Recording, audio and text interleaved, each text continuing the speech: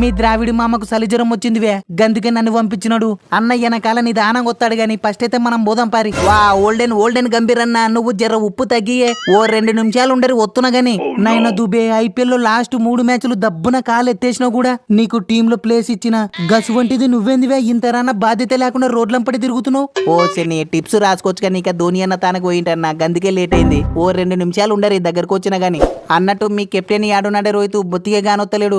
అవును వే Hardik, sorry captain గారు యాడున్నారు వే, గీడే flight కి టైం అవుతుంది.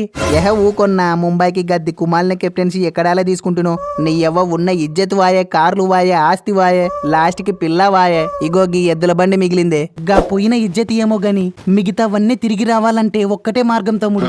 ఏందన్నా చెప్పే. ఏం లేదు వే, నువ్వు గీ T20 వరల్డ్ కప్ గెలిపియాలే గంతే.